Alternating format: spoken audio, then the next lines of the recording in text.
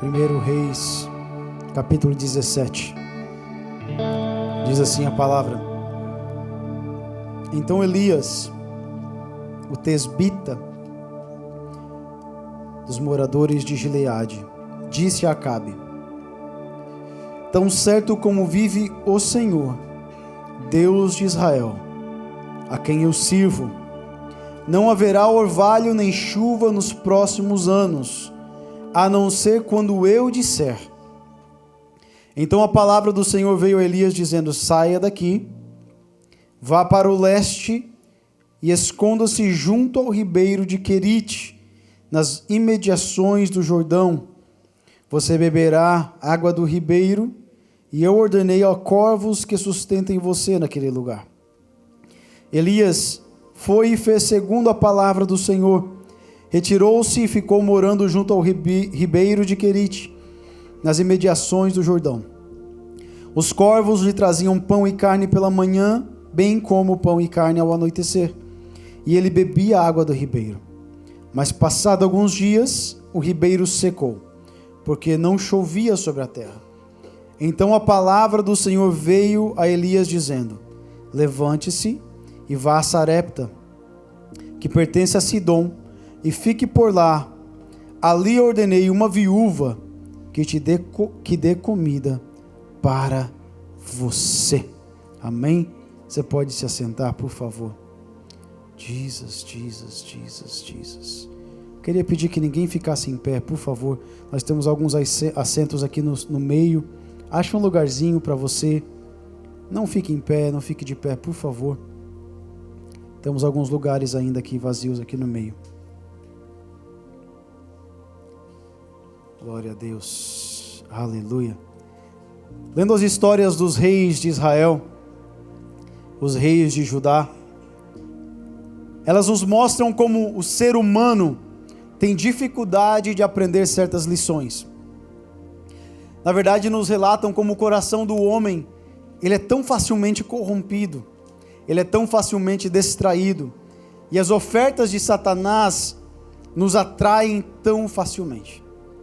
Quando você lê 1 e 2 Reis, ou 1 e 2 Crônicas, você vai ver que os reis caíam nos mesmos deslizes, nos mesmos problemas, nos mesmos pecados, e tão facilmente eles eram corrompidos.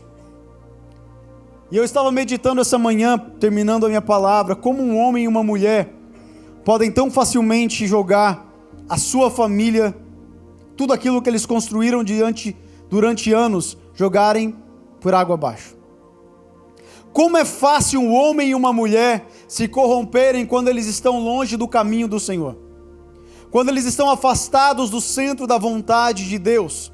Como é fácil um pai colocar sua casa à deriva, como é fácil uma mãe destruir a sua casa, quando eles se afastam e não ouvem mais a voz de Deus. Na verdade, não só uma família, uma casa, mas como é fácil uma igreja se corromper quando o pastor não está no centro da vontade de Deus. Como é fácil uma nação se corromper quando os governadores não estão no centro da vontade de Deus. Irmãos, uma igreja que tem um pastor que não ouve a voz de Deus, ela se corrompe facilmente. Ela foge do propósito de Deus, porque tal igreja, tal pastor. Isso não é um versículo bíblico. Não vai sair por aí dizendo: olha, na Bíblia fala. Mas tal igreja, tal pastor. O pastor, ele é chamado o anjo da igreja, aquele que Deus colocou para direcionar a igreja. E assim como o pai é dentro de casa, a mãe é dentro de casa, assim também eram os reis na nação de Israel. O povo de Israel já vinha de uma linhagem de reis maus, que fizeram, a Bíblia relata dessa forma, fizeram o que era mal aos olhos do Senhor. Vou dar aqui um pouquinho de fundo para você. Depois que Davi morreu e o seu filho Salomão assumiu o trono, Salomão reinou e ele se corrompeu no final dos seus anos. E depois da morte de Salomão, o reino é dividido em dois reinos, em duas partes, porque o filho de Salomão não teve sabedoria. o povo pediu para que ele aliviasse a carga do povo, e ele falou: o meu dedinho mindinho vai ser mais pesado do que toda a mão do meu pai. E assim o povo se desviou, ele se separou de Salomão, e houveram então 2 reinos a partir do reino de Salomão. O reino do norte, que era composto por 10 tribos, chamado o reino de Israel, e o reino do sul, composto por 2 tribos, chamado o reino de Judá. Por isso que quando você lê os profetas, você vai ver que algumas das profecias é para o reino de Israel, e outras são para o reino de Judá. São 2 reinos distintos. Se você não conhece a história bíblica, a história do povo de Deus, você não vai conseguir distinguir para quem Deus está falando. O reino do norte foi, o primeiro rei do reino do norte foi Jeroboão. Ele era um servo de Salomão que se rebelou contra Salomão, contra o filho de Salomão, melhor dizendo.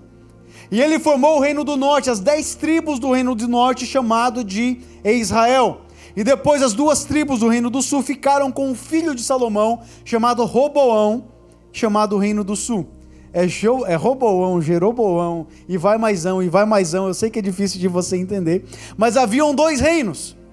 Os 2 reis eram uns. Tá bom? Depois eu vou perguntar para você quem era quem. Você vai saber me dizer?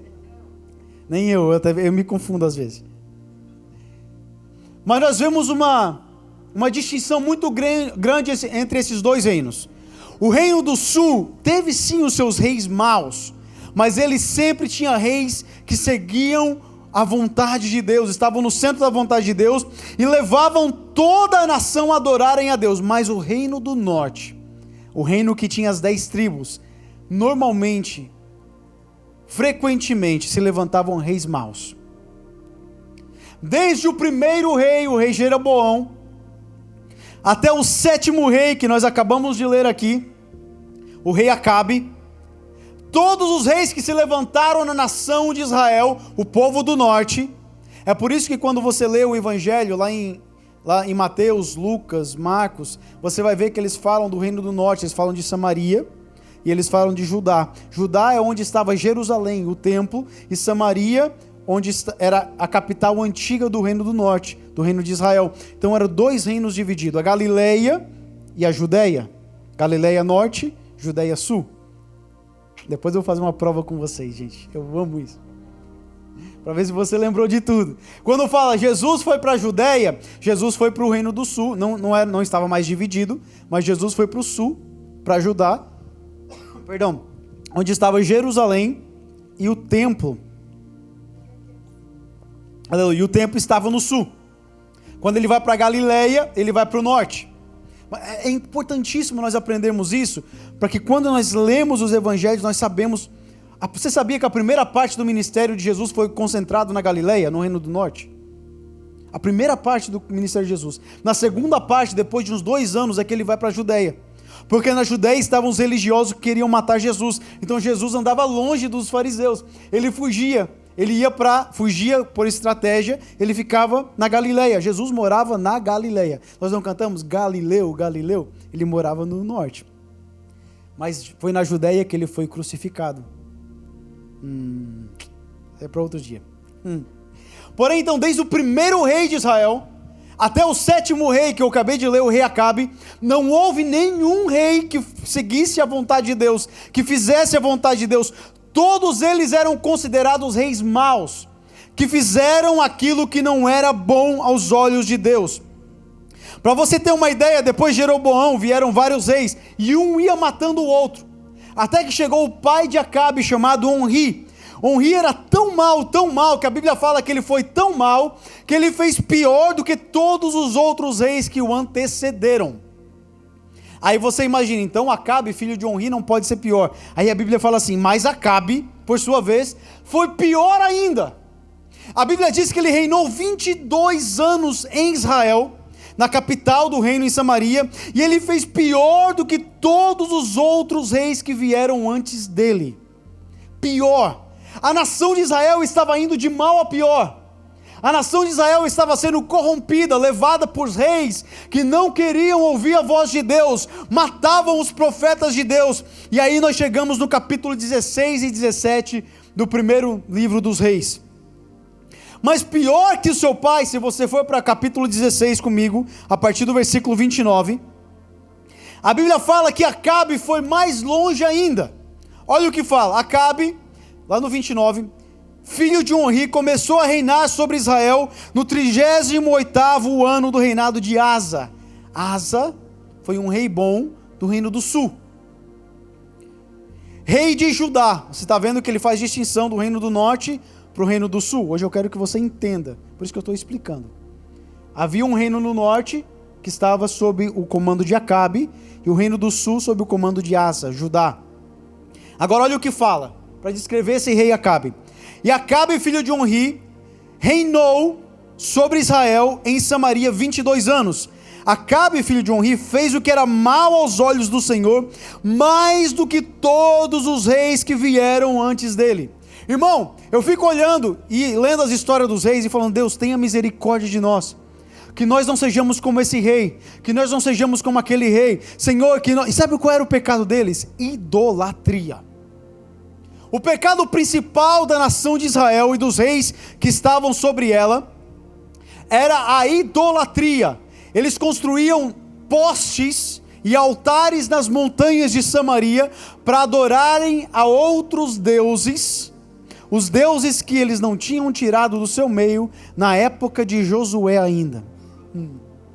Quando Josué conquistou a terra, Deus tinha falado para eles, olha, vocês entram na terra, vocês matem todo mundo, vocês aniquilem toda a população, todos os animais, tirem todos os deuses. Mas se você ler lá em Josué, nós estamos lendo Josué, estamos já no plano de leitura, estamos em Josué. Se você ler, você vai ver que eles não tiraram todos os povos do meio deles. E ainda pior, eles fizeram aliança com alguns desses povos. E esses povos manteram os seus deuses. E esses deuses, depois de centenas e milhares de anos, são aqueles que estão causando problema agora para o reino de Israel. Pecado do pai chegou até no filho. Mas aí a Bíblia fala assim, descrevendo Acabe. Acabe fez o que era mal aos olhos do Senhor, mais do que todos os outros reis que vieram antes dele. Agora, preste atenção no versículo 31. Como se fosse pouco ainda, como se fosse pouca coisa andar nos pecados de Jeroboão, foi o primeiro rei, filho de Nebate, Acabe foi mais longe e tomou por mulher a quem? Jezabel. Irmãos, essa mulher era tão endemoniada, que a Bíblia fala assim, ele fez tudo que era mal aos olhos do Senhor, andou no pecado do seu pai, do seu avô, andou no pecado dos outros reis, cometeu o pecado de Jeroboão, que foi o primeiro rei de Israel, do reino do norte, mas ele foi mais longe ainda, ele casou com a Jezabel. Essa mulher devia ser muito ruim, irmãos. Meu Deus do céu. Para Deus falar assim, olha, ele foi mais longe do que todos eles, ele casou com Jezabel. Por que que isso foi tão ruim? Porque Jezabel trouxe um ídolo Deus com letra minúscula, para a nação de Israel chamado Baal. Ei, Jesus. Por causa de Jezabel, Acabe, o rei, introduziu oficialmente o culto a Baal na nação de Israel. Jovens, cuidado com quem você casa. Você não sabe o que Jezabel está trazendo para dentro da sua casa. Esses dias eu estava falando com os jovens, eu falei, primeira coisa, você tem que casar com um crente. Ele falou, não, pastor, ela vai para a igreja. Eu não falei vai para a igreja, eu falei que tem que casar com um crente. Ir para a igreja não significa que ela é crente. Ei. Pastor, mas ela vai na igreja americana. Irmão, eu cresci aqui na nação americana, eu sei como é a igreja americana. Não é generalizando não, mas pelo amor de Deus, só porque a pessoa vai para a igreja, porque ela se diz cristã, porque ela colocou uma foto adorando, segue no Instagram e vai vendo as outras fotos dela para ver quais os outros lugares ela tem frequentado, porque às vezes ela só colocou a foto da igreja e você só viu aquela. Irmãos, cuidado com quem você traz para dentro da sua casa. Mas eu vou mais longe, cuidado com qual autoridade espiritual você está embaixo. Ei, Jesus, cuidado quem está exercendo autoridade espiritual sobre a sua vida, porque você pode estar debaixo de uma Jezabel. Ei, Jesus, cuidado Cuidado, você se submete muitas vezes olha o que Deus falou, isso aqui é Deus falando. Jeroboão, ele tinha causado idolatria na nação de Israel, ele adorava a deusa Acera, depois eu vou falar sobre ela. Mas ele falou, mas Acabe foi mais longe ainda. Acabe casou com Jezabel. Irmão, cuidado com a Jezabel que está dentro da sua casa. Cuidado com a Jezabel que você está se associando. Às vezes pelo privilégio de ter Jezabel na sua casa, você deixa ela trazer outros deuses para dentro da sua casa. Cuidado com os ídolos que uma pessoa pode trazer para dentro da sua casa. Cuidado com as amizades que você tem, com quem você anda frequentando, com quem você anda saindo, com quem você anda conversando. Por quê, pastor? Porque pode ser uma Jezabel trazendo ídolos para dentro da sua casa. A Bíblia chama ela de tão ruim, irmãos, tão ruim, que foi pior do que a idolatria de Jeroboão. Qual era o pecado de Jeroboão? Jeroboão, ele promoveu, Jeroboão, o primeiro rei da nação, tá bom? É a comparação. Ele promoveu a apostasia na nação inteira. Quando ele separou a nação, os dois reinos, Roboão, que era filho de Salomão, reinou no sul, e ele, mesmo sendo mau, não sendo igual a Salomão, ele ainda não introduziu ao culto a outros deuses, ele não gerou apostasia, mas Jeroboão, logo no início, levou a nação a ser apóstata, a se apostatar de Deus, incluindo adoração a bezerros. Qual era o pecado do povo lá no deserto? Eles construíram um bezerro. Jeroboão, quando começou a reinar em Israel, no reino do norte, ele introduz 2 bezerros e diz assim: esses são os teus deuses, ó Israel, adorem a eles. Aí Deus falando de Acabe, ele fala assim: Jeroboão levou a nação a adorar bezerros de ouro. Mas Acabe fez pior, ele casou com Jezabel.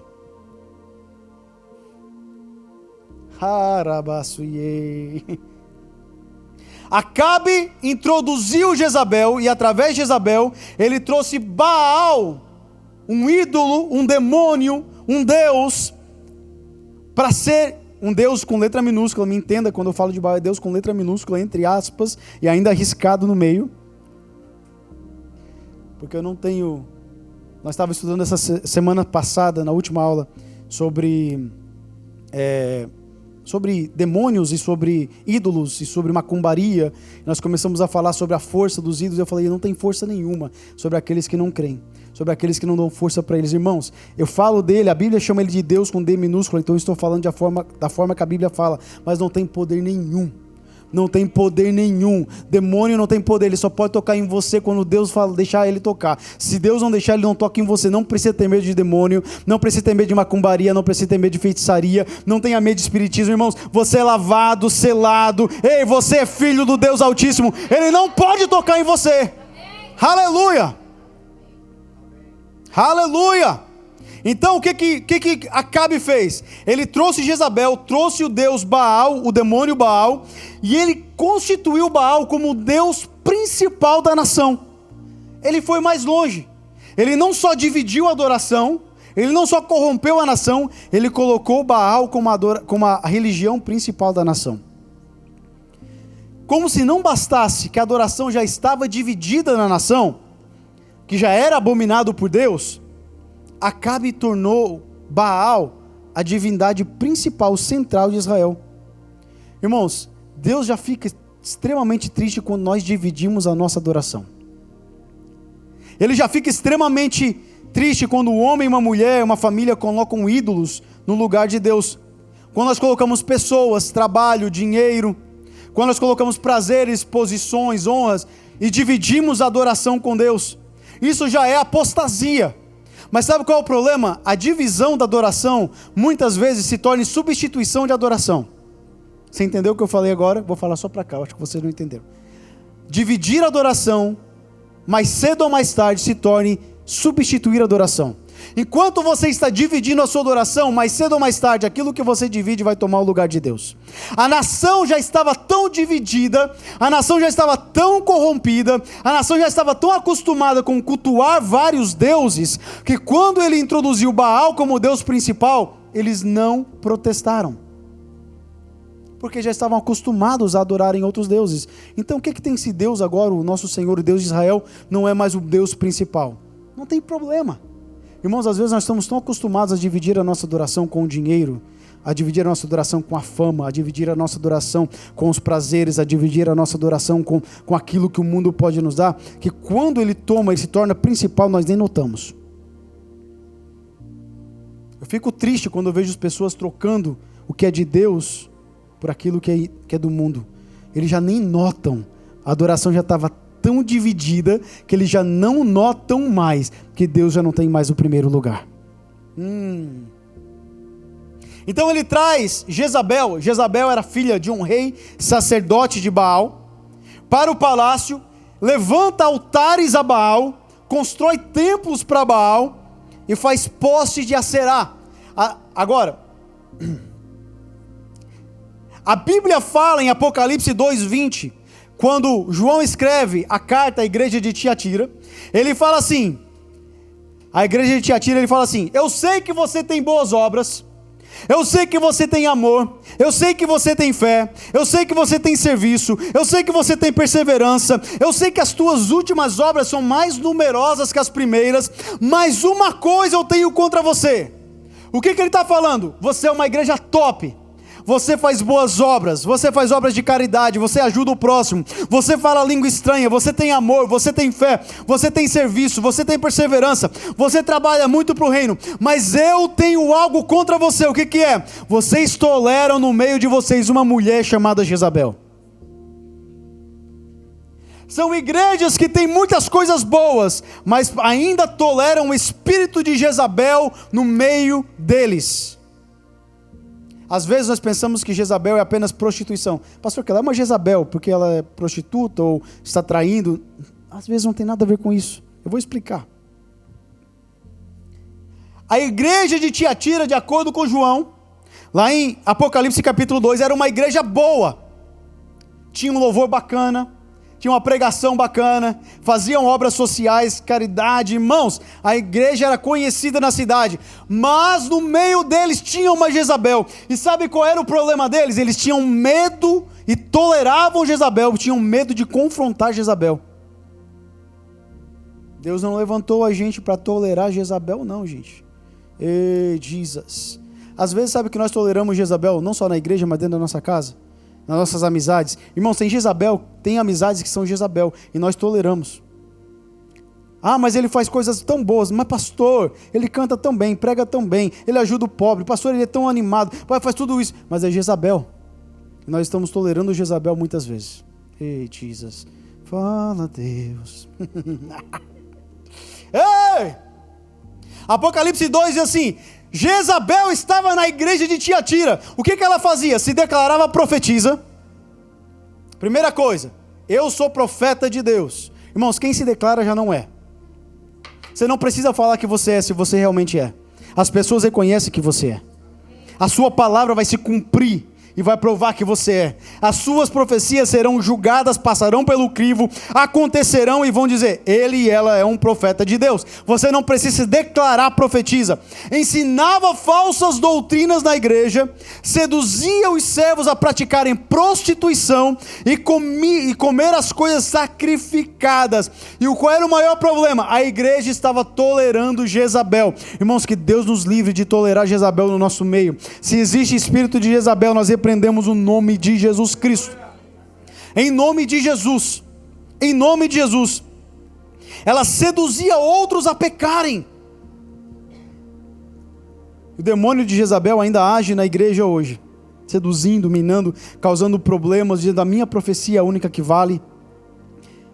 Agora, no Antigo Testamento, o que mais Jezabel fazia? Ela matava os profetas de Deus e levantava falsos profetas. Agora, é interessante isso, a maneira dela trabalhar. Que ela mata os verdadeiros profetas, levanta falsos profetas como ela e fala assim: esses são os verdadeiros de Deus. Ela mata os falsos profetas, mata os verdadeiros, levanta os falsos e diz assim: esses são os verdadeiros. E vai enganando o povo. E aí, Deus muitas vezes está nos dando espírito de discernimento e as pessoas estão vendo: mas isso aí é Jezabel, pastor. Isso aí é Jezabel, pastor. Ei, mas isso aqui mas nós não temos coragem de confrontar Jezabel. Ei, Jesus. Nós estamos com falta de coragem para confrontar Jezabel. E agora, eu quero explicar, porque às vezes a gente lê. Gente, hoje vai demorar um pouquinho, me perdoem. Não estou arrependido, mas peço perdão. Quem era Baal? Porque nós lemos na Bíblia e nós nunca buscamos às vezes saber quem Baal era. Quem era Baal que Jezabel estava trazendo para a nação?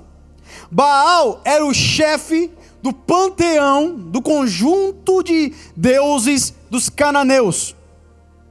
Supostamente, o líder dos demônios dos cananeus era Baal. E ele era considerado o deus da tempestade, o deus que mandava a chuva. Ah, Jesus. Só quem é crente já vai pegar onde eu vou chegar. Ele era considerado o deus da tempestade, o deus que mandava a chuva. E por causa da chuva, ele era considerado o deus da fertilidade dos animais e das plantas.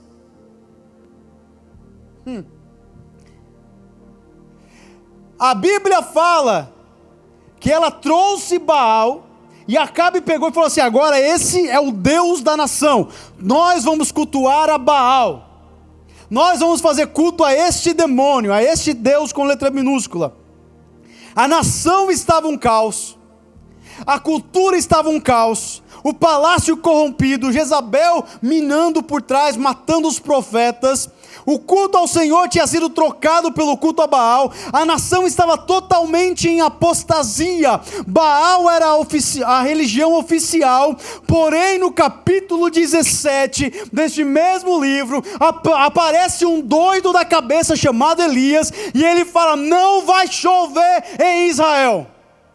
Ah, pensei que ia ser tanto aleluia e glória a Deus agora. Você não entendeu ainda, né? Vou ter que explicar de novo. Gente do céu, uma vez eu preguei isso, numa igreja.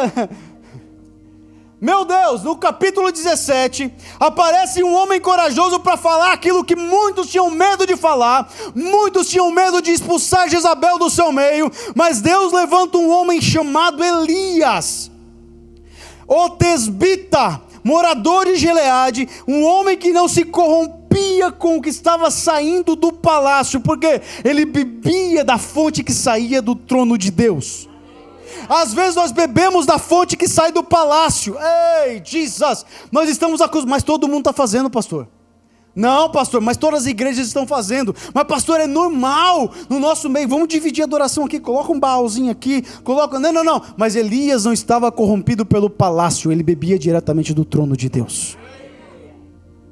Se levantou um doido chamado Elias. Agora, até neste momento, a Bíblia não tinha mencionado Elias nenhuma vez. Até neste momento o nome dele não tinha sido citado. Até neste momento ninguém tinha ouvido uma profecia de Elias. Ninguém sabia quem ele era. E até quando a Bíblia descreve ele, fala duas coisas: ele é tesbita e morava em Gileade. Só isso que fala dele. Mas ele se levantou e disse a quem? A Acabe. Ele foi lá no nariz do rei, colocou o dedo no nariz do rei e falou assim: Acabe! Olha o que ele fala. Tão certo, no versículo 2 do 17, por favor. Não, no 1 ainda, desculpa. Tão certo como vive o Senhor, Deus de Israel, a quem eu... Não, você não entendeu. A quem eu... Vocês vão me ajudar a pregar hoje? Por favor. Só eu estou animado aqui, gente. Hey, Jesus. Tão certo como vive o Senhor, Deus de Israel, a quem eu sirvo, não haverá orvalho, nem chuva nos próximos anos, a não ser quando eu disser. Em outras palavras, não vai cair uma gota de água nessa nação, enquanto eu não falar. Ele colocou o dedo no nariz de Acabe e falou assim: ó, eu ainda sirvo o Deus de Israel, eu ainda sirvo o Deus verdadeiro de Israel. Não importa o que você esteja fazendo, não importa quem Baal supostamente representa, quem manda a chuva é o Deus de Israel, e não vai chover. Aleluia. Deus está levantando uma igreja que vai colocar a mão no dedo de Acabe, não, no nariz de Acabe, melhor. Vai colocar o dedo no nariz de Acabe, vai olhar para Jezabel e vai falar assim: olha, não vai chover. Não vai chover. Por quê? Porque eu não sirvo Baal, eu sirvo aquele que criou os céus e a terra. Ah, Deus, aleluia. Peraí. Até agora, Jezabel tinha matado os profetas do Senhor. E de repente surge um profeta. Irmãos, se você conhece a história bíblica, você vai ver que João Batista foi comparado com Elias, o próprio Jesus foi comparado com Elias. O cara se tornou um dos maiores profetas da história de Israel. Mas neste momento ele era alguém anônimo, ninguém conhecia, ninguém tinha ouvido, não tinha nome, não tinha profecia, não tinha nada. Ninguém sabia quem ele era, mas ele era corajoso e louco o suficiente para olhar para o rei e falar: não vai chover. E a gente pensa que, eu já vi algumas pessoas falarem e pregarem que foi pela palavra dele que não choveu. Mas a Bíblia nos revela em Tiago capítulo 5, no versículo 17, que foi com muitas orações fervorosas que Elias orou para que não chovesse. Irmãos, a Bíblia aqui em 1 Reis apenas fala que ele falou isso, ele determinou isso, mas Tiago nos revela lá no capítulo 5, que ele orou muito, ele passou horas, dias, semanas, meses, orando, pedindo a Deus, para que Deus fechasse os céus e não chovesse, porque antes dele aparecer em cena, ele servia o Deus verdadeiro no secreto. Ah, mas ele era corajoso, foi pela palavra. Não foi pela palavra. Primeiro ele orou, recebeu de Deus a ordem, depois foi a Acabe e falou: Acabe, não vai chover até que eu fale de novo. A sua declaração foi assim: tão certo como vive o Senhor, Deus de Israel, a quem eu sirvo. Ele falou primeiramente, primeira palavra de Elias: existe só um Senhor, Deus de Israel. Tão certo como ele vive, e não Baal, a ele eu sirvo, a quem eu sirvo e não Baal. Ele estava se contrapondo, ele estava indo totalmente oposto. Tudo o que estava acontecendo na nação. Deus precisa levantar uns crentes meio doidos, sabe, Lucas? Uns crentes meio loucos da cabeça, para ir contra o sistema, contra aquilo que a nação está querendo. Irmãos, estão dizendo para a gente: você tem que fazer assim, fazer assado. Igreja, não. Deus tem que levantar uns doidos aqui na Freedom, para falar: não vai chover na nação, não vai mais vir. Ei, eu vou levantar homens e mulheres doidos aqui, apaixonados por Deus, para dizerem: enquanto eu não falar, não chove. Mas tem que ser quem dá glória a Deus, porque vocês estão muito quietinhos hoje. Hey, Jesus. Irmãos, eu sempre levanto uns doidos. Você imagina Daniel? Você imaginou já Daniel? Tramaram algo contra Daniel e falaram: quem orar agora a outros deuses vai ser lançado na cova dos leões. Daniel era doido o suficiente, a Bíblia fala, ele foi para o seu quarto e no mesmo dia abriu a janela para Jerusalém, voltado para Jerusalém e orou. Tem que ser doido como Daniel. Não precisa fazer escondido não, abre a sua janela e mostra quem você serve. Abre a sua janela e fala: eu ainda continuo orando ao único Deus que é capaz de fechar a boca do leão. Hey, Jesus.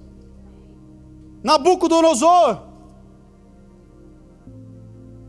não era quem mandava nos leões. Nabucodonosor mandava, na verdade, em quem poderia jogar Daniel lá dentro da cova. Mas lá dentro da cova quem mandava eram os anjos do Senhor. Irmãos, escute, Deus está levantando um povo meio doido e enchendo de autoridade, para se for preciso entrar na cova dos leões, ele entrar e dizer: eu não vou me dobrar, eu não vou parar de pregar a palavra de Deus, eu não vou parar de orar, porque eu sirvo o Deus verdadeiro de Israel. Aleluia. Deus tem que levantar um Misael, Ananias e Azarias, que quando tocou a trombeta, os sátrapas, quando tocou todos os instrumentos, todos se prostraram diante daquela estátua, mas lá estava 3, Misael, Ananias e Azarias, não se prostraram.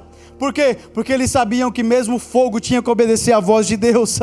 Irmão, se passares pelo fogo não te queimarás. Cadê os loucos? Será que Deus não levanta mais louco não? Para orar por mortos e morto, levanta em nome de Jesus. Para orar para aqueles que estão cansados e olha, receba força em nome de Jesus. Cadê os doidos que ainda estão apaixonados por Jesus? Elias era um desses.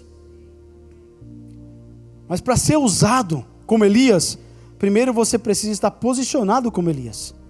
Tiago nos revela que ele passou um tempo orando fervorosamente, pedindo a Deus para que não chovesse. Antes de se apresentar em público, ele orava no secreto. Queridos, para falar que não vai chover, você precisa de intimidade com aquele que criou os céus e a terra. Não vai sair por aí falando, não vai chover, sem antes você entrar no seu quarto e orar, e Deus, não manda chuva, Senhor. Não manda chuva, Senhor. Não manda chuva, Senhor. Ouve a minha oração. Até que Deus fala, vai lá então, vai lá no Biden, coloca o dedo lá na Casa Branca, você não vai conseguir entrar, então vai lá da cerca mesmo, coloca o braço na cerca. Irmãos, tem muitos querendo notoriedade, sem primeiro alcançar intimidade. Tem muitos querendo autoridade, sem primeiro conseguir intimidade no secreto. Preste bem atenção. Nós pensamos que Elias apareceu do nada, mas Elias estava no secreto com Deus, antes de dar a ordem para fecharem os céus. Ei, Jesus. Muitos querem mudança na família, mas não se posicionam. Querem mudança no trabalho, mas não se posicionam. Querem uma vida espiritual mais profunda, mas não se aprofundam em Deus. Acham que o culto vai ser suficiente. Irmãos, o culto é apenas o reflexo daquilo que você faz no seu secreto. Jesus, se você não dá glória a Deus no secreto, você não dá glória a Deus no público. Se você não chora no secreto, você não chora em público. Não adianta, o culto não vai mudar a realidade daquilo que você vive no secreto. Querem que as nações conheçam o seu nome, mas o seu nome ainda não foi conhecido diante do trono da graça. Elias, antes de seu nome ser conhecido, depois reconhecido como um dos maiores profetas de Deus, o seu nome era reconhecido nos céus, diante do trono da graça. Ele era reconhecido nos céus. Querem servir nos palcos, mas não servem nos bastidores. Quem não serve nos bastidores, não serve para servir nos palcos. Ei, Jesus, antes de falar que não vai chover, você precisa orar e ter muita intimidade com aquele que faz as nuvens fazer cair água. Aí Elias aparece, o Deus a quem eu sirvo, o Deus verdadeiro de Israel, de acordo com a palavra dele, não vai chover enquanto eu não falar. Quem tem intimidade recebe autoridade. Quem tem autoridade fala coisas loucas e acontecem. Você já ouviu testemunhos de pessoas que fazem coisas doidas? Eu dei um livro para a liderança no ano novo. Um livro de um grande evangelista que era sul-africano. E ele conta os milagres que ele viveu na vida dele. Irmãos, é tanta coisa doida que você não imagina. Mas por quê? Quem tem intimidade recebe autoridade para fazer coisas loucas. Quem da liderança aqui leu o livro? Não levanta não, por favor, não levanta não. Enquanto nós cristãos apenas falarmos, nada vai mudar. Mas quando nós tivermos intimidade, nós começaremos a mudar a nossa família, começaremos a mudar a nossa igreja, começaremos a mudar a nossa comunidade, não vem ao contrário, nós queremos muitas vezes a notoriedade, enquanto nós deveríamos estar buscando a intimidade. Ei, Jesus, nós queremos ser reconhecidos no Facebook, no Instagram, no TikTok, enquanto não somos reconhecidos no céu. Não adianta, você vai influenciar influencers, né? Você vai influenciar algumas pessoas, talvez, mas aquilo que é espiritual só pode ser movido por aquele que tem intimidade. Ei, Jesus. Agora lembra uma coisa. Baal era deus do quê? Da tempestade, da chuva. Então Elias se levanta e diz assim, não vai chover. Não vai chover, mas Baal é o Deus da chuva. Acabe, escute, não vai chover. Eu vou te mostrar quem é Deus de verdade. Às vezes nós temos que fazer coisas doidas, gente. Nós temos que falar assim, ó, sabe o quê? Quem é o Deus dessa nação? Mamon. Eu vou te mostrar quem é o Deus da prosperidade, então. Eu vou te mostrar quem é o Deus da prosperidade. Elias estava combatendo uma mentira. Acabe tinha colocado Baal como o Deus principal da nação. Elias veio combater e dizer, eu vou te mostrar quem é o Deus que abre e fecha as comportas do céu. Eu vou te mostrar quem é que manda a chuva. De acordo com o Deus de Israel, a quem eu sirvo, não vai chover. Jesus. O que ele estava dizendo era, vamos ver quem verdadeiramente então é Deus. Baal ou o Senhor a quem eu sirvo? Esse foi o primeiro grande embate, confronto de Elias com Baal. Foi o primeiro, mas houve outros. Não vai chover. Ele confrontou a mentira do inimigo. O que ele fez? Ele confrontou Jezabel. Para confrontar Jezabel dentro da igreja, nós temos que mostrar o que é verdadeiro. Ah, você não me entendeu, vou falar só para cá. Para confrontar as mentiras de Jezabel dentro da igreja, nós temos que mostrar aquilo que é verdadeiro. Só metade daqui. Gente, para confrontar, Jezabel é uma profetisa mentirosa. Ela inventa coisas. É do diabo, então o que a gente tem que mostrar? Aquilo que é verdadeiro. Para expulsar Jezabel do nosso meio, nós temos que viver a verdade. Nós temos que pregar o Deus de verdade, ter relacionamento de verdade. Não é só falar da boca para fora. Não, porque eu faço isso. Não. Eu faço no meu secreto coisas que eu não falo em público. Coisas que eu não falo aqui em cima. Porque o secreto tem que valer mais do que o público. Jezabel tem que ser confrontada por aquilo que é verdadeiro. Ah, Jesus. Então o que ele faz? Ele confronta a mentira de Acabe e de Jezabel, mostrando que quem fechava os céus, quem mandava a chuva, era o Deus de Israel. Ele confronta a mentira do inimigo. Escute. Estão dizendo por aí que quem sustenta você é o governo americano.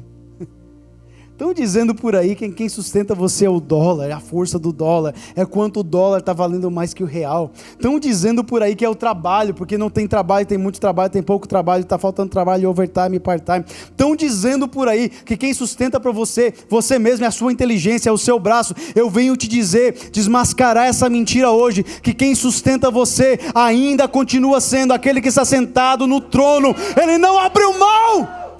Ele não abriu mão do seu poder, ele não abriu mão do seu poder, ele continua sendo soberano. Não é o dólar quem sustenta você, não é o Biden, não é o seu trabalho, não é nem a sua inteligência, é o Deus de Israel quem sustenta você. Aleluia! Eu vim desmascarar essa mentira hoje e te dizer que Deus continua no controle. Ele continua no controle da tua casa, do teu casamento. Ele continua no controle das tuas finanças. Ele continua no controle do teu sentimento. Ele renova o amor, ele renova a amizade. Ei, fala Deus. Eu falo pelo Espírito agora. Ele é amor. Deus é amor. Aquele que restitui o amor é Deus. Se o seu casamento está sem amor, Ele é quem é capaz de fazer o amor renovar. Ei, Jesus, Ele é quem é capaz de fazer a amizade voltar a... Ei, Jesus. O Deus desse século é Mamon. E dizem por aí que sem Mamon nós não sobreviveremos. Mas eu vim te dizer que Mamon é um demônio, Mamon é um ídolo, Mamon não tem poder algum. Quem sustenta a igreja, quem sustenta o povo de Deus é a palavra do Senhor. Quem sustenta você é Deus. Não importa se a nação está em crise, quem te sustenta é Deus. Na crise de 2008, 2009, a nação parou. A nação parou. Irmãos, eu não fiquei um dia sem trabalho, para a glória de Deus. Nenhum dia. Nós tínhamos que pedir para o meu patrão na época, eu tinha que pedir um dia off. Nós não ficamos, porque quem sustenta a gente em crise ou em fora de crise é Deus. Quem sustenta você é Deus. Veio a pandemia, quem foi os mais beneficiados da pandemia? Quem foram os mais beneficiados? Os imigrantes, porque todo imigrante se tornou essencial. Carpintaria era essencial. Limpeza de casa foi essencial. Entregas, delivery, essencial. Nós não paramos porque quem sustenta é Deus. O governo pode falir, quem sustenta a gente é Deus. Aleluia. Agora, preste atenção. A seca era considerada a morte de Baal. Sabe o que os cananeus criam? Que os deuses podiam morrer e renascerem. Então, quando havia seca na terra, eles criam que Baal tinha morrido e precisava renascer. Elias falou, não vai chover, e Tiago nos revela que por 3 anos e meio não choveu em Israel. Por 3 anos e meio Baal tinha morrido. Jesus. Queridos, muitas vezes a crise nos Estados Unidos é a morte de Mamon. Deus manda a crise porque Ele quer provar que Mamon está morto de verdade. Mas a crise foi o sistema financeiro, foi porque o dólar fez isso, a Europa fez isso. Não. Muitas vezes a crise é Deus mostrando que Mamon está morto. Ele não é Deus de verdade. Aí você entende o desespero dos profetas de Baal quando aconteceu o episódio no Monte Carmelo. Por que eles estavam tão desesperados? Porque por 3 anos já, por 2 anos e meio melhor, a nação de Israel estava crendo que Baal tinha morrido. Baal tinha morrido. Então, no Monte Carmelo foi uma confrontação, um confronto entre o Deus verdadeiro e Baal. Os profetas de Baal estavam desesperados. Por quê? Todos já criam que Baal tinha morrido. Aí eles começaram a se cortar. E começaram, a Bíblia fala que eles se cortaram com facas, com lanças, para chamar a atenção de Baal, para ver se Baal respondia. E o que Elias estava fazendo? Zombando deles. Gritem mais alto, talvez ele foi viajar. Gritem mais alto, talvez ele está dormindo, ou talvez ele está atendendo alguém. Gritem, vai, cortem mais, cortem mais. E eles ficaram até o meio-dia, se cortando, se mutilando, e Baal não respondeu. Por quê? Porque Baal realmente estava morto. Até o meio-dia Elias zombava. Eu fico tão chateado quando as pessoas falam que a gente não pode falar de outras religiões. Ah, pastor, não pode falar, tem que respeitar todas as religiões. Irmãos, tudo aquilo que não é com Jesus no centro é mentira. Tudo aquilo que não tem Jesus como Deus é mentira, é demônio. Preste bem atenção, não é que nós precisamos zombar como Elias fez, mas nós temos que apontar o que é errado. Feitiçaria, espiritismo, macumbaria, tudo isso é adoração a demônios. E nós podemos sim falar, isso é demônio. E eu vou te mostrar, agora aqui vem a segunda parte. Eu vou te mostrar quem é Deus verdadeiro. Nós temos que ter autoridade para mostrar quem é o Deus verdadeiro. A Bíblia fala que eles se cortaram durante algumas horas, chamando Baal, e Baal não respondeu. Mas Elias, olha o que Elias faz. Elias, quando chegou a hora dele de clamar por fogo, lá no Monte Carmelo, ele fala assim, aproximem-se de mim. O que ele faz primeiro? Ele chama a nação para perto dele. Ele restaura o altar. Ele corta a lenha e o novilho, enche 4 cântaros de água e molhou o holocausto, o sacrifício, 3 vezes com muita água. Irmão, se eu fosse Elias, eu já estava no crédito, então eu não pediria para molhar. Fala assim, para que fazer mais difícil do que já é? Ele estava prestes a orar para cair fogo do céu. Já era algo difícil. Mas só que Elias, se você ler um pouquinho mais para frente, ele já tinha feito fogo cair do céu. Quando alguns soldados vieram prender Elias, ele falou assim, se eu sou homem de Deus, que caia fogo do céu e consumam vocês. Já tinha caído fogo do céu. Então para Elias cair fogo do céu era algo natural. Ah, Jesus. Nós temos que voltar ao ponto que cair fogo do céu nos nossos cultos se torne natural novamente. Nós temos que voltar àquele lugar onde nós já temos a expectativa que todos os domingos vai cair fogo do céu. É por isso que Elias faz mais difícil. Porque cair fogo do céu já era algo normal para ele. Ele falou, coloque então, molhe 3 vezes, 4 cântaros de água. Faz mais difícil. Não, faz impossível pegar fogo. Por quê? Porque Deus é o Deus do impossível. Eu não sirvo um Deus morto, eu sirvo um Deus vivo. E o meu Deus é Deus do impossível. Não precisamos ajudar Deus. Às vezes nós queremos dar um jeitinho para ajudar Deus. Não, mas se eu fizer isso vai ficar mais fácil. Se o louvor tocar vai ficar mais espiritual. A gente brinca assim, não é? Nós não precisamos ajudar Deus.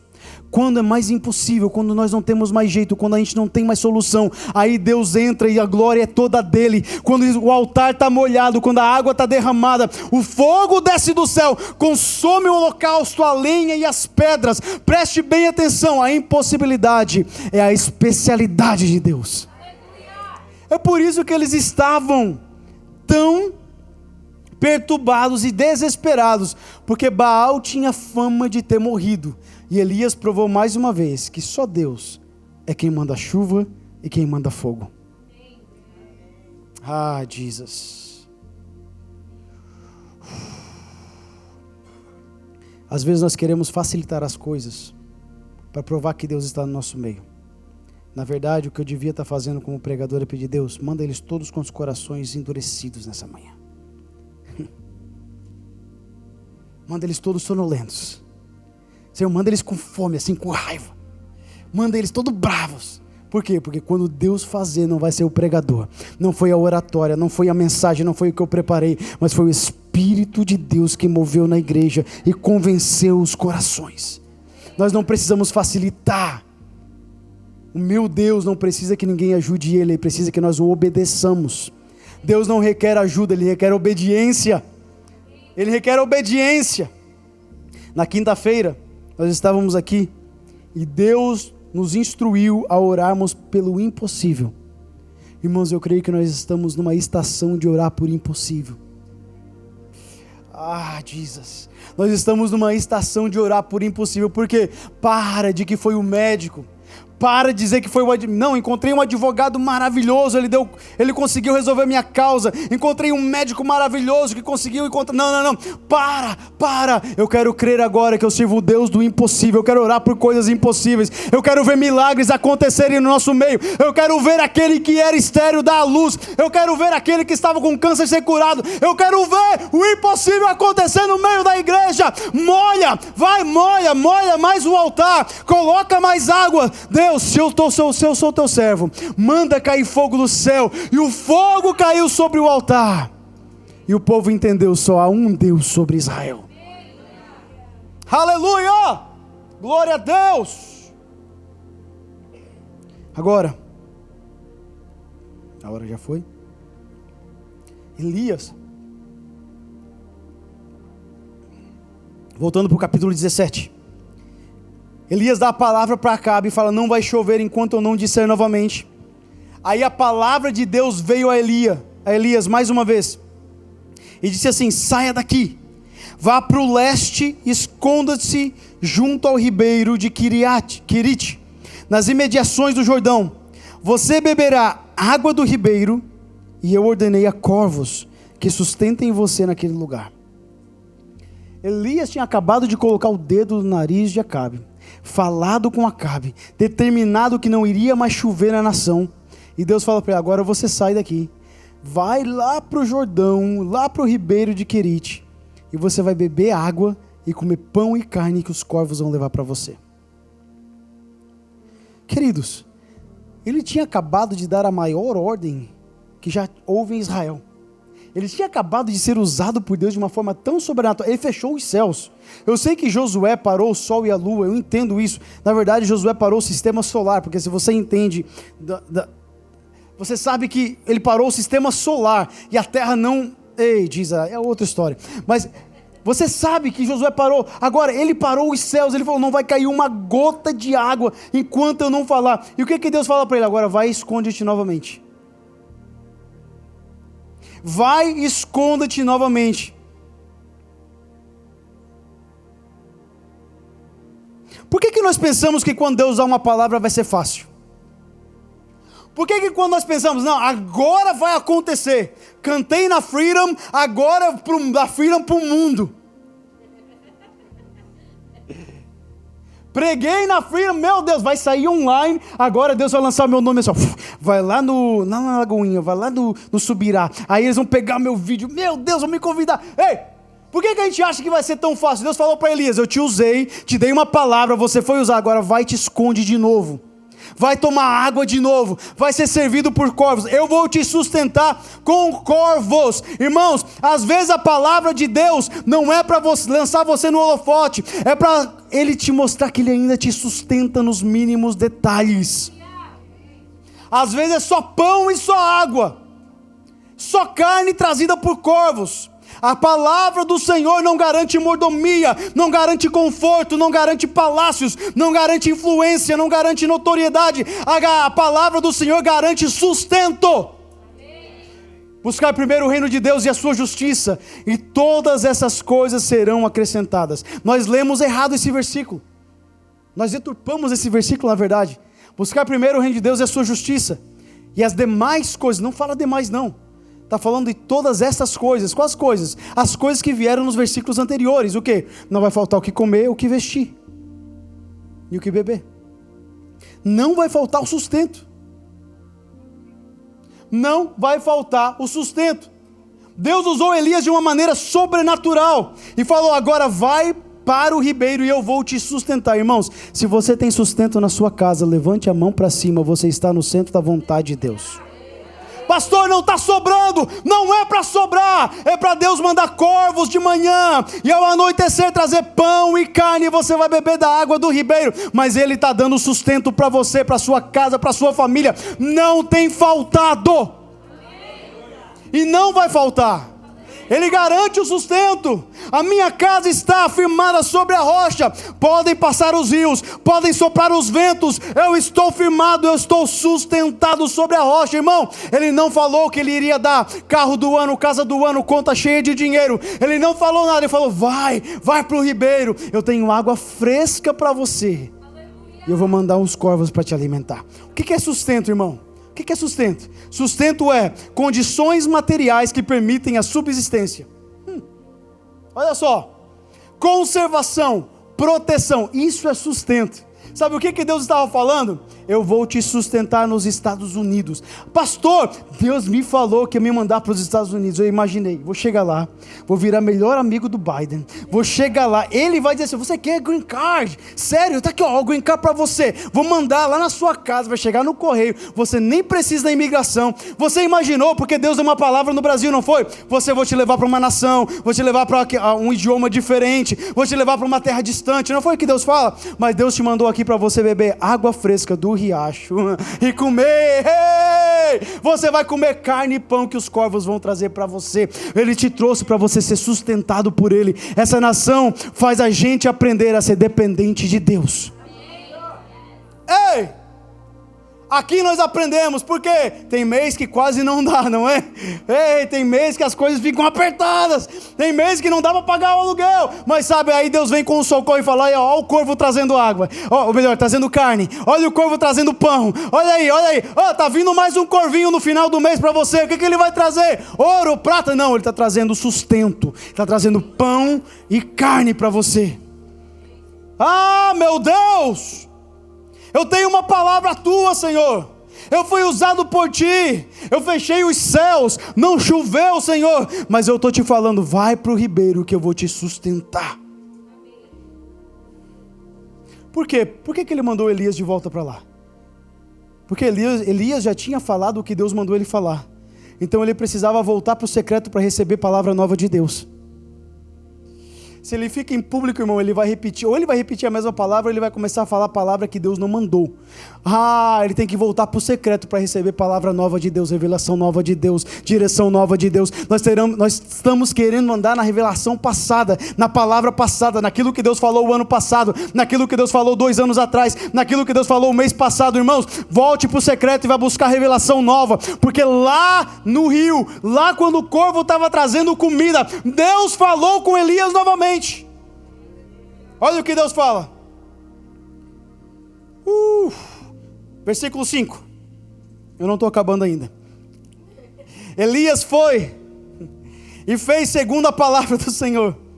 Retirou-se e ficou morando junto ao ribeiro de Querite, nas imediações do Jordão. Os corvos lhe traziam pão e carne pela manhã, bem como pão e carne ao anoitecer, e ele bebia a água do ribeiro. Mas passado alguns dias o ribeiro secou. Diga, o ribeiro secou, porque não chovia sobre a terra. Hey, Jesus.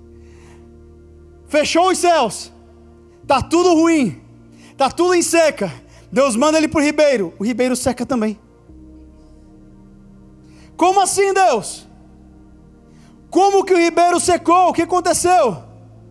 Irmãos, às vezes nós nos acostumamos na mordomia, nós nos acostumamos naquilo, na mesmice, e Deus tem que mudar o cenário para nós vivermos coisas novas. Quando o ribeiro secou, diz a Bíblia assim, lá no 8, então a palavra do Senhor veio a Elias dizendo: levanta-te, vai a Sarepta, que pertence a Sidom, e fique por lá. Ali ordenei uma viúva que dê comida para você. Até no momento Elias tinha sido sustentado sozinho. Era só ele e mais ninguém. Deus seca o ribeiro por causa da palavra que o próprio Elias proferiu. E agora diz para ele: levanta-te e vai. Você vai para Sarepta, Sidom. Eu quero que você entenda que a gente lê muitas vezes isso aqui e não entende. Essa mulher não era israelita. Essa mulher não era do povo de Deus. Essa mulher era uma mulher gentia, que morava no meio do povo de Deus. Ela não era uma das israelitas, ela era de Sidom. Então ele se levantou e foi a Sarepta. E quando chegou lá, ele encontrou uma mulher que estava catando gravetos, porque ela ia fazer um fogo. E Elias olha para ela e fala assim: me dá um pouquinho de água, porque a água do ribeiro tinha secado. Me dá um pouquinho de água. E quando ela foi buscar água para ele, ele chamou ela novamente e falou assim: não, mas faz um negócio, traz um bolinho para mim também. Ela falou: ah, Senhor meu, nós estamos na seca, já quase não tenho água, os rios estão secando. O que eu tenho dentro de casa é um pouquinho de farinha e um pouquinho de azeite. Vou fazer ali um bolinho para mim e para o meu filho, nós vamos comer e morrer. Aí olha o que ele fala, siga comigo. Na verdade eu quero ler com você a partir do 11. Agora, quando ela estava indo buscar a água, Elias chamou e disse: traga-me também um bocado de pão, por favor. Ela respondeu: tão certo como vive o Senhor, Deus de quem? Seu Deus, não tenho nenhum pão assado. Tenho apenas um punhado de farinha numa panela e um pouco de azeite num jarro. E como você pode ver, apanhei 2 pedaços de lenha e vou preparar este resto de comida para mim e para meu filho. Vamos comer e depois morreremos de fome. Essa mulher ainda não tinha sido sustentada por corvos, mas chegou na presença dela um profeta que já tinha sido sustentado por corvos. Vou chegar lá. Elias disse a ela: não tenha medo, vá e faça o que você disse, mas primeiro faça um pãozinho com o que você tem e traga-o para mim. Depois prepare o resto para você e para o seu filho, porque assim diz o Senhor, Deus de Israel. Ele foi para Acabe, falou a palavra do Senhor, Deus mandou ele para o secreto. Deus depois secou o rio e mandou ele para Sarepta. E agora não era mais para o rei, não era mais para Jezabel, mas agora para uma viúva. Ele declara a palavra do Senhor. Assim diz o Senhor de Israel. Porque quando nós falamos para a nação, o nosso coração pode se ensoberbecer. Nós temos que aprender primeiro a falar para a viúva. Nós temos que aprender a multiplicar o pão da viúva para depois. Ei, Jesus, nós queremos muitas vezes estar lá no alto, no palco, pregando para as multidões. E Deus está falando: entra numa casa e prega para uma família, restaura um casamento, ajuda o jovem. Vai pregar para a viúva primeiro, vai multiplicar o pão da viúva primeiro. Você até agora foi sustentado por corvos, mas agora eu vou te usar para sustentar viúvas. Irmão, sabe qual é o segredo? E agora aqui falando para nós, para você parar de viver na escassez? Sabe qual é o segredo para você parar de viver com a ajuda de corvos?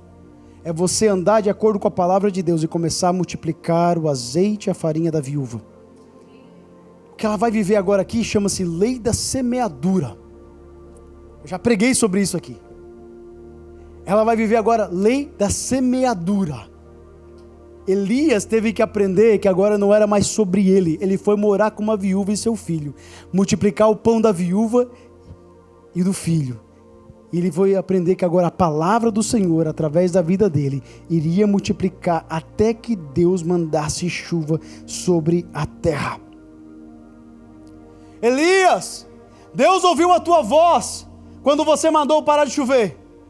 Mas será que agora Deus vai ouvir a tua voz quando você disser para a farinha multiplicar e para o azeite multiplicar?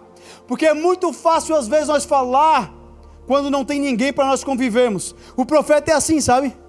O profeta ele fala muitas vezes quando ele não conhece ninguém, é mais fácil. Ele fala e sai correndo. Mas quando você tem que falar na sua igreja local e conviver com o resultado daquilo que você fala, quando você tem que falar, Deus vai fazer, e depois conviver com a pessoa e olhar para ela até Deus fazer.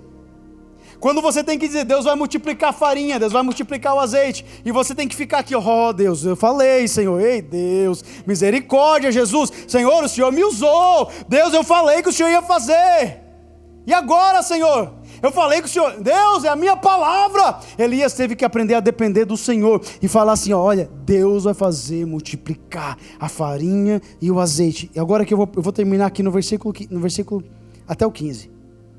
Não tenha medo, vai e faça para você o que você disse, primeiro um pão para mim, prepare o resto para você e para o seu filho.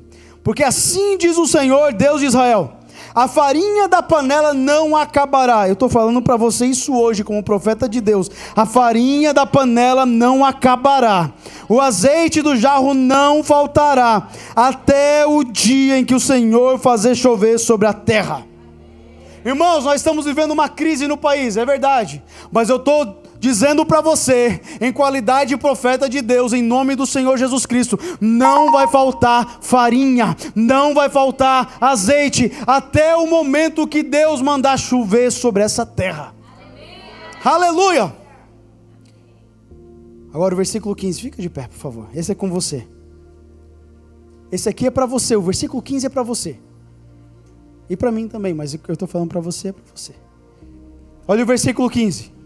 Para nós terminarmos. A viúva, repita comigo, a viúva foi e fez segundo a palavra de Elias. O segredo está em corresponder à voz do Senhor. O segredo está em você dizer, eu não tenho muito, eu só tenho um pouquinho dentro da minha casa, mas se o Senhor falou, eu vou obedecer o que Ele falou. Irmãos, eu preguei aqui sobre a lei da semeadura, e aqueles que têm colocado em prática, eu tenho visto a prosperidade de Deus dentro da sua casa. Agora, aqueles que não conseguem ir e fazerem, estão vivendo ainda, sustentado por corvos. Às vezes chega no final do mês, não dá, mas pastor, isso chama-se lei da semeadura, tudo que o homem semear, certamente ele colherá. A mulher, Elias falou assim, olha bem o que ele pediu para essa mulher. Ela tinha um filho, Dada, eu quero que você imagine o John. Você só tem aquele pouquinho para dar de comer para você e para o John. E o John está chorando de fome já. Está lá chorando, rolando no chão de fome. O pastor chega para você, Dada, pega essa farinha, esse azeite. Não faz para o John, esquece o John, ele está chorando. Faz e dá para mim primeiro, você vai ver eu comer primeiro. Você está quase nem querendo responder, né? Vai lá e faz para mim primeiro. Eu vou comer na tua frente. Eu imagino Elias falando assim, eu vou comer primeiro. Você vai ver eu matar a minha fome. Você vai ver o meu bucho se encher. Você vai ver eu me saciar com a comida última que você tinha. Mas eu te digo, Dada, que não vai faltar. Já foi até buscar o John para nós ensinar melhor, olha só. Não vai faltar farinha e não vai faltar azeite. Quem crê que ele é homem de Deus, corresponde de acordo com a palavra de Deus. Irmãos, é hora de você começar a corresponder ao que Deus tem falado com você. Não vai faltar farinha, não vai faltar azeite, até o dia que ele mandar abundância sobre a terra, não vai faltar, mas você tem que dar o passo de fé, você tem que começar a corresponder à palavra do Senhor na sua vida. Pastor, mas Deus mandou eu dar tudo, então dê tudo, porque Ele vai te dar em dobro. Pastor, Deus está mandando eu dar isso, eu dar aquilo, eu fazer isso, eu fazer aquilo, eu fazer... Não importa o que Ele está pedindo para você. A mulher foi e fez segundo a palavra de Elias. Assim, comeram ela e a sua casa durante muitos dias. 16. A farinha da panela não acabou, o azeite do jarro não faltou, segundo a palavra do Senhor, anunciada por meio de Elias. Não vai faltar, ande de acordo com a palavra do Senhor, não vai faltar. Não, mas pastor, eu ainda estou sendo escondido por Deus. Não se preocupe, deixa ser escondido por Deus, fique aí. Trabalhe nos bastidores, não se preocupe. Mas se Ele deu uma palavra para você mais cedo ou mais tarde, Ele vai colocar você na posição correta. Ele vai começar a levantar você, levantar a tua casa. Ele vai fazer de você alguém que vai testemunhar o nome dEle. Mas você precisa andar por fé.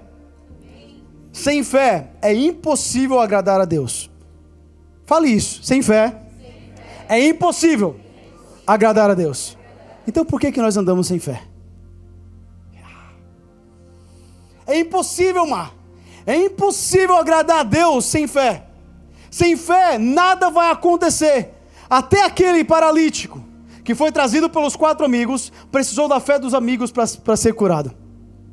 Sem fé, é impossível agradar a Deus. Escute o que eu estou falando para você. Comece a colocar a tua fé em ação.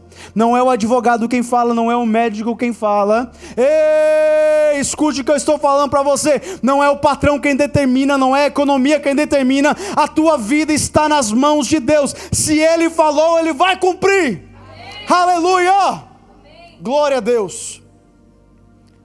Não há nada impossível para Deus.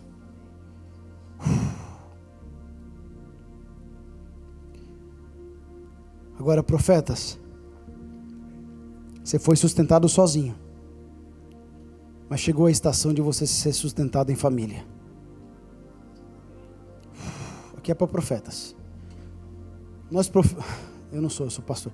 Os profetas, eles gostam de ser sustentados sozinhos. E por um tempo Deus sustenta eles junto ao Quirite, junto ao Jordão, e manda corvos. Mas chega um momento que você tem que fazer a transição de ser sustentado sozinho para sustentar a família.